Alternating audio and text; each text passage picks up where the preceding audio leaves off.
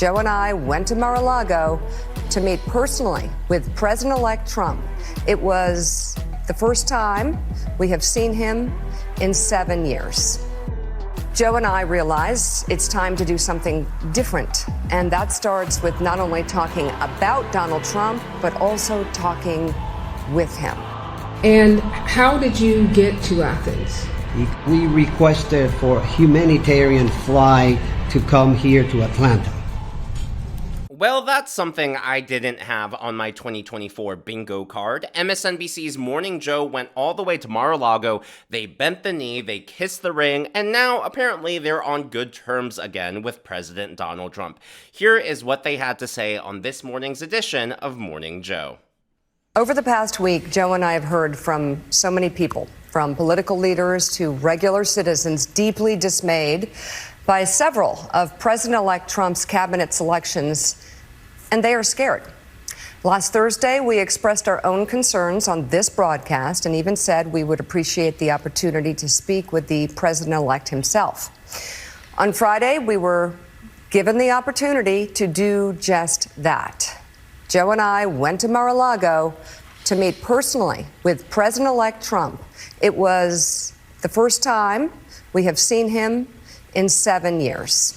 Now, we talked about a lot of issues, including abortion, mass deportation, threats of political retribution against political opponents and media outlets. We talked about that a good bit.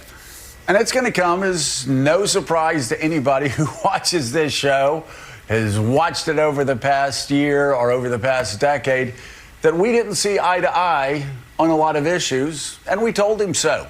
What we did agree on was to restart communications. My father often spoke with world leaders with whom he and the United States profoundly disagreed. That's a task shared by reporters and commentators alike. We had not spoken to President Trump since March of 2020, other than a personal call Joe made to Trump on the morning after the attempt on his life in Butler, Pennsylvania.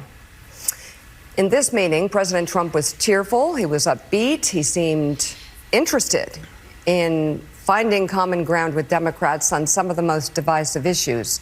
And for those asking why we would go speak to the president-elect during such fraught times, especially between us, I guess I would ask back, why wouldn't we? 5 years of political warfare has deeply divided Washington and the country. We have been as clear as we know how in expressing our deep concerns about President Trump's actions and words in the coarsening of public debate. But for nearly 80 million Americans, election denialism, public trials, and January 6th were not as important as the issues that moved them to send Donald Trump back to the White House with their vote. Joe and I realize it's time to do something different. And that starts with not only talking about Donald Trump, but also talking with him. You know what? We all know that they are just being manipulative. We all know that they're only doing something different because MSNBC's ratings are in the toilet right now. I know I shared this in a previous video, but these are the primetime ratings, and the primetime ratings are a lot better than the morning ratings.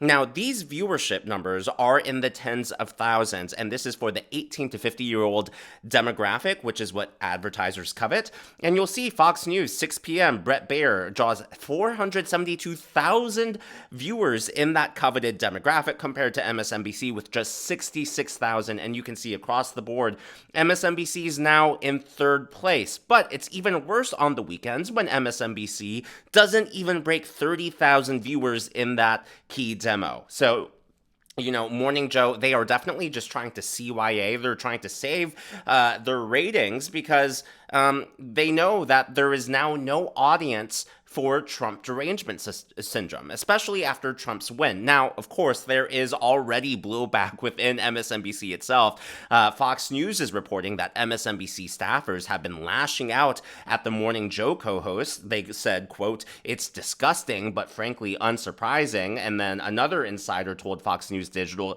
"It's cowardice and they're opportunists."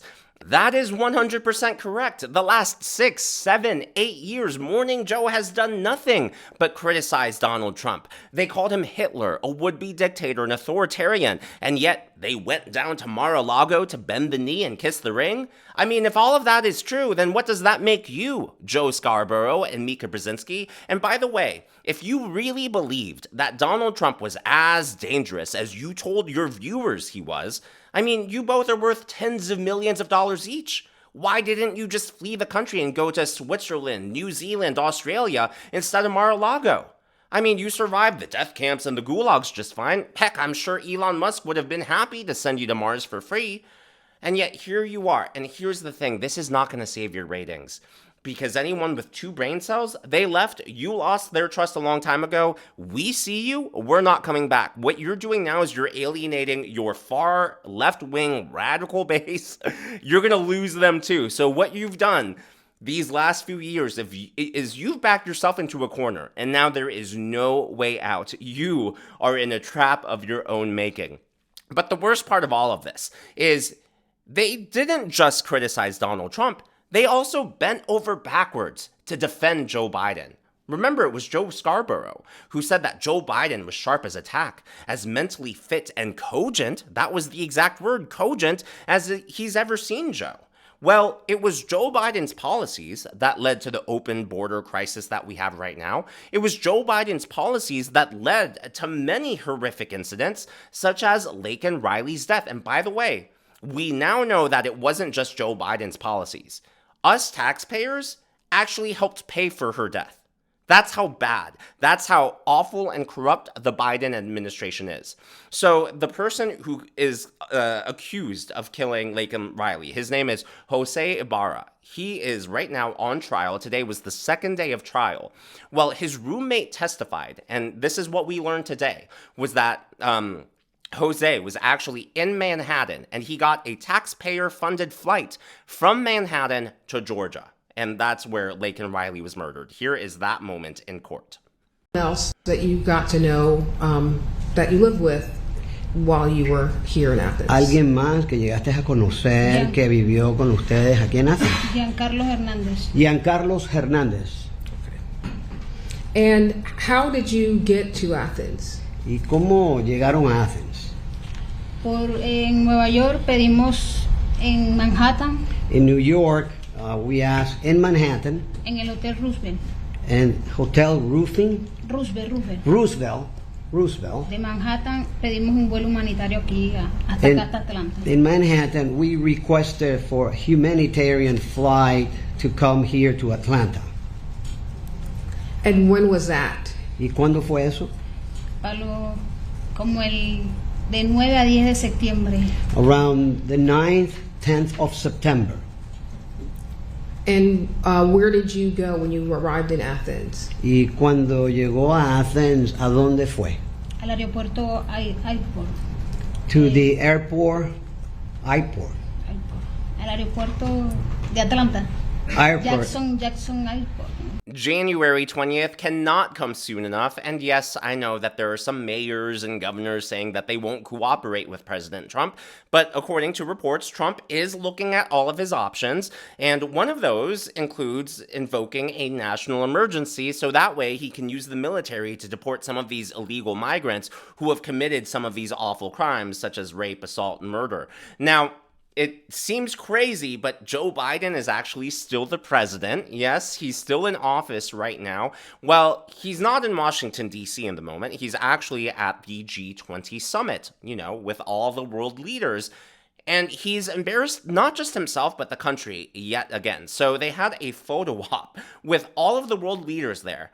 And then someone realized, wait a minute, Joe's not here. Where's Joe? And so they put the whole thing on hold, and it turns out, he missed the photo op. Take a look.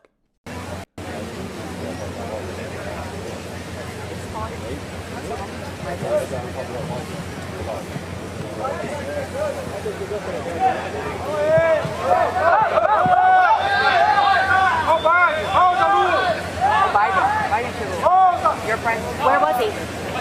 They're telling him to wait for Biden, guys. But they didn't wait. As you can see, they're already leaving the stage. When Joe Biden comes, I mean, it's too late. They've already taken the photo. So they had the You've seen Joe far left. Left to the left of the palm tree. Yeah, they had the Oh G20 my photo God. without him. He's just not there at all. Yep. He's right there. Joe is behind the palm tree right now.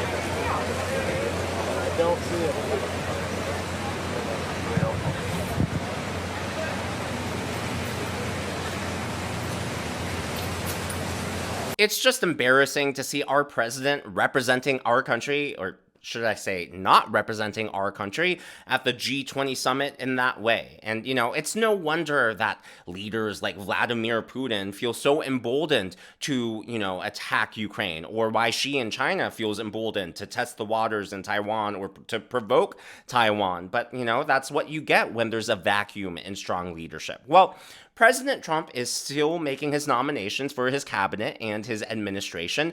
And there was this article from the New York Times that I wanted to share with y'all, because one of the most common questions I get regarding his nominations is, do you really think Matt Gaetz can make it through? I mean, that's the comment. I would say that's comment number one when it comes to these nominations. And I've talked previously on the channel about recess appointments.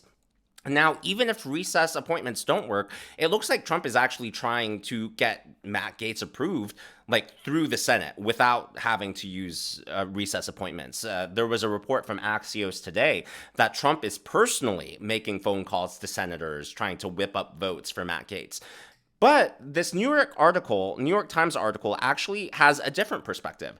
What they're reporting is that Trump admits that Gaetz may not be confirmed, but he's pushing him and others anyways.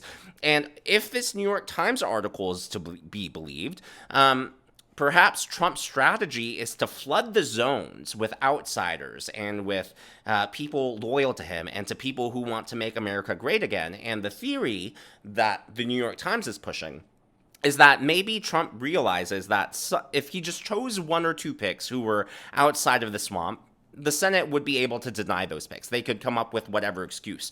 But if all of Trump's picks are outsiders, if all of Trump's picks are meant to shake up Washington, D.C., the Senate would be very unlikely to reject all of Trump's picks across the board. So the theory, according to the Times, is that Trump is just shaking it up. He's going all in, and every single appointment is whoever he wants. And the theory there is, you know, sure, they may deny a few, but others who would have previously in another term gotten denied are going to get through this time. So I thought that was interesting. So what do you think about that? Let me know if you agree with that theory, with that strategy, or if you think that's just fake news from the New York Times. Personally, I think there could be something to that, to flooding the zone and just, you know, going all in, realizing that, hey, yeah, some of your picks might not get through, but on the other hand, you'll get picks that you would not have gotten otherwise. Well, speaking of picks, Steve Bannon is saying now that he believes that Kash Patel, one of the positions that has yet to be named, is director of the FBI. And Steve Bannon is saying that he believes that Trump will pick Kash Patel to be the new director of the FBI. And if that is true, I am very excited. For those of you unfamiliar, here is a 2-minute clip introducing Kash Patel. Then we need to decrease what I call government creep with personnel. The FBI's footprint has gotten so freaking big, and the biggest problem the FBI has come out of its intel shops. I'd break that component out of it. I'd shut down the FBI Hoover building on day one and reopening the next day as a museum of the deep state. And I'd take the 7,000 employees that work in that building and send them across America to chase down criminals. Go be cops. You're cops. Go be cops. Go chase down murderers and rapists and drug dealers and violent offenders. What do you need 7,000 people there for? Same thing with DOJ. What are all these people doing here? Looking for their next government promotion, looking for their next fancy government title, looking for their parachute out of government. So while you're bringing in the right people, you also have to shrink government. So massive government reform. Yeah. And you got to work with Congress to eliminate the billets. This is one of the things we did when I was deputy DNI. We got to DNI and I was like, okay, what do all these people do? We've got the CIA, so why do I have analysts doing the CIA's job here? Why do I have a floor of them? Like, give me a good answer. I don't know everything. I don't know a lot. But if you can give me an answer that satisfies their existence, I'm all in. Well, we just have our own people. Okay, well, now we don't. And we went to Congress and zeroed out a bunch of billets, and they hated us for it. Why? Why would Congress hate you for that? Not Congress, the public. Congress is like, great, you saved us money. You're the only agency that returned money this year because we didn't spend our entire budget. We were literally funding seats with no humans in them for years. And what the government creep that I was talking about is these agencies go to Congress every year. And again, this is why it's a thing of decades. I need 5 more seats here. I need 10 more seats here. Okay, you keep doing that. How's that going? Oh, we'll fill that seat next year. We're in the process of, interviewing people for that section. And that keeps, no one returns money. It's the biggest fiction in government that you can't return money. Every agency and department that I've ever worked for, when it comes to the fiscal end of the year, they're like, go on trips, go spend money. What? Just give it back to Congress. We can't do that. That's 100% true. So I worked, for those of you who've been following the channel for a while, you know that I own a digital marketing agency. And before that, I used to work, so long story short, yes, I am an actor and musician, but of course have to have a day job because acting and entertainment, very hard to make a living. So digital marketing, very flexible and allows me to do that. But I also worked before starting my own at a few large firms here in town. And we had a lot of clients, and like corporate clients. And I know this seems unrelated, but hear me out. What happened is that November and December in these marketing firms actually turn out to be the busiest times of the year. And it has nothing to do with Black Friday. It has nothing to do with Christmas. What happens in these major corporations is those marketing departments will outsource their marketing work to marketing agencies. And what they say is, we have X amount of dollars for our marketing budget. We have to spend it. If we don't spend it, then the next year, we're not going to get that budget. So it was just, whatever they didn't spend in the last 2 months, it was just spend it as fast as you can. We have to spend this. We have to justify our existence. We have to justify our jobs. We have to justify our budget, or else we're not going to get it anymore. I think what Cash is saying is 100% right. Same thing, same sort of stuff happens in government. It might not be corruption or waste in the same way that we usually think of it in terms of like people trying to sneak off money, but it is waste in a way. It comes in all different shapes, sizes, and forms, and that is just one way in which it manifests. Now, it's not going to be just government officials losing their job. It's actually people in the DNC. So apparently, just earlier today, hundreds of people were laid off from the DNC itself. This is according to the Daily Caller. And apparently, they are very mad. Fired Democrats blast DNC after surprise layoffs, raising questions about Harris campaign spending. Now, several hundred were laid off. The DNC apparently has their own workers union, and now they are fighting back. So it'll be interesting to see what that litigation brings forth. Speaking of overspending, though, Harris apparently had as much as $23 million in the bank in October. Then now she's $20 million in debt. It was initially reported that $1 million had been paid to Harpo Studios, which is the studio that Oprah Winfrey uses, and that studio produced the Oprah Harris interview. It turns out that now that figure wasn't actually 1 million. It was well over 2. The latest estimate I saw was maybe it was $2.2 million. So that's interesting. Now that the campaign is over, by the way, during the campaign, the media, the Democrats, they were all trying to protect Kamala Harris. They didn't dare breathe a negative word. But now that she's lost, they're coming out of the woodwork. They're coming out like fruit flies, and they're just piling on. And the latest surprise was Katie Couric, who actually criticized Harris for her word salad answers, said the truth, finally. Someone from the mainstream media said the truth about Harris's inability to just answer a question, answer it honestly, and to actually give the people what they want. And I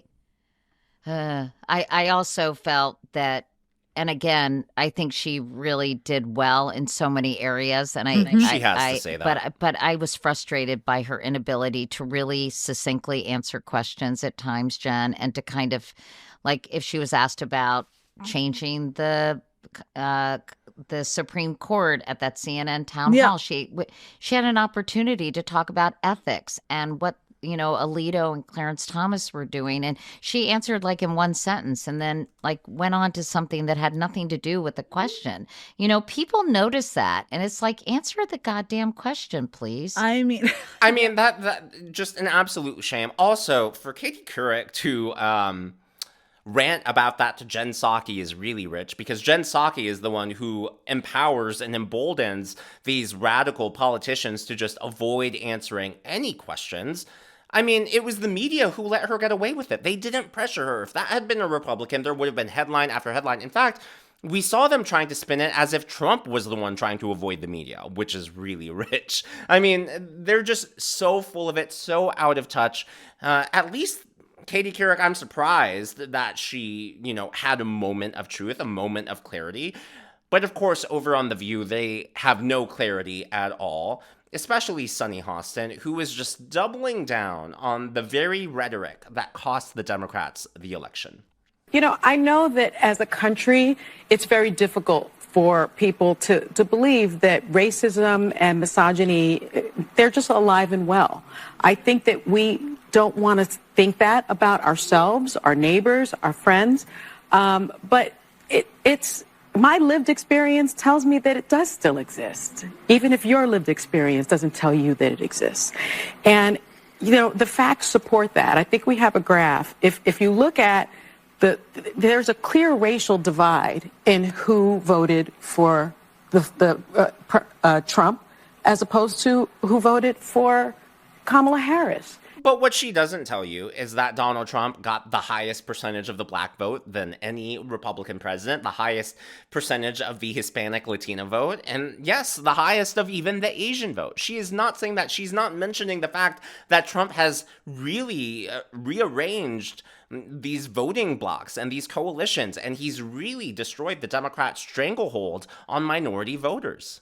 It's very clear. It's not only clear by race, but it's also clear by education.